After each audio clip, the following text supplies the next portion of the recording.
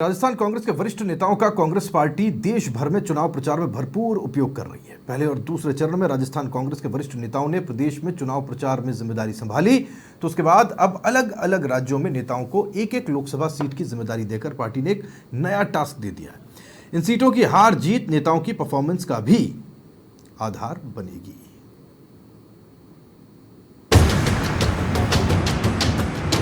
चुनाव प्रचार के बाद राजस्थान के वरिष्ठ नेताओं को मिला टास्क, एक एक लोकसभा क्षेत्र जिताने का दिया गया टास्क। पूर्व मुख्यमंत्री अशोक गहलोत को अमेठी में बनाया सीनियर पर्यवेक्षक। गहलोत माने जाते हैं गांधी परिवार के विश्वस्त। अमेठी में कांग्रेस की हार जीत से जुड़ी है गांधी परिवार की प्रतिष्ठा।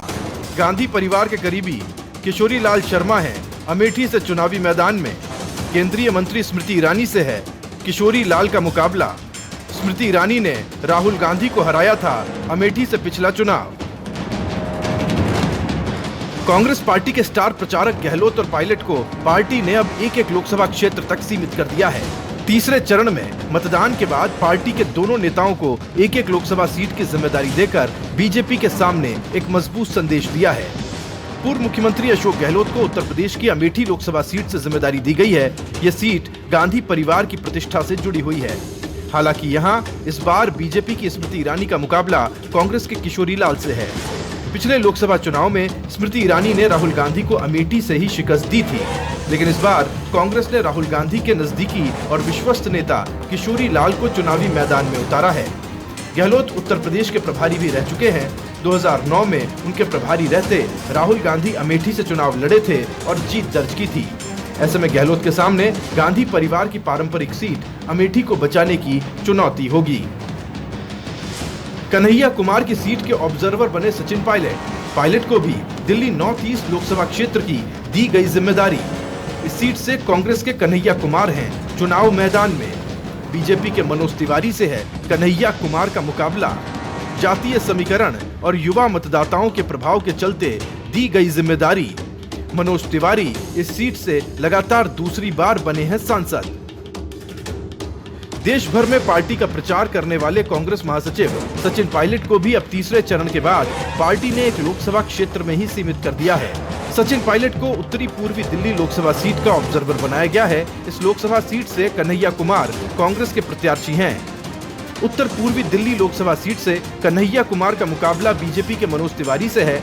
जातीय समीकरण के साथ यूथ में पायलट का प्रभाव देखते हुए उनको इस सीट की बड़ी जिम्मेदारी दी गई है। पर्यवेक्षक बनने के बाद पायलट ने लोकसभा क्षेत्र के नेताओं के साथ बैठक कर इस लोकसभा सीट पर काम भी करना शुरू कर दिया है। इस सीट पर बीजेपी के मनोज तिवारी लगातार दूसरी बार सांसद हैं। दिल्ली में इस बार कांग्रेस का आम आदमी पार्टी के साथ गठबंधन होने के चलते जीत की उम्मीद दिख रही है। एक खास रणनीति के तहत सचिन पायलट को इस सीट की जिम्मेदारी दी गई है। पूर्व विधानसभा अध्यक्ष सीपी जोशी हरीश चौधरी को मिला टास्क। जोशी को चांदनी चौक लोकसभा क्षेत्र का बनाया गया पर्यवेक्षक। हरीश चौधरी रह चुके हैं पंजाब कांग्रेस के प्रभारी। चौधरी की संगठनात्मक दक्षता को देखते हुए बनाया स्पेशल पर्यवेक्षक।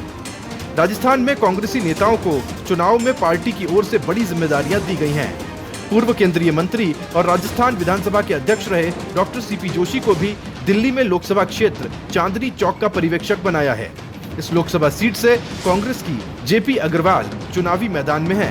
अग्रवाल का मुकाबला बीजेपी के प्रवीण खंडेलवाल से है। बीजेपी ने यहां पूर्व केंद्रीय मंत्री हर्षवर्धन का टिकट काटकर खंडेलवाल को चुनावी मैदान में उतारा है।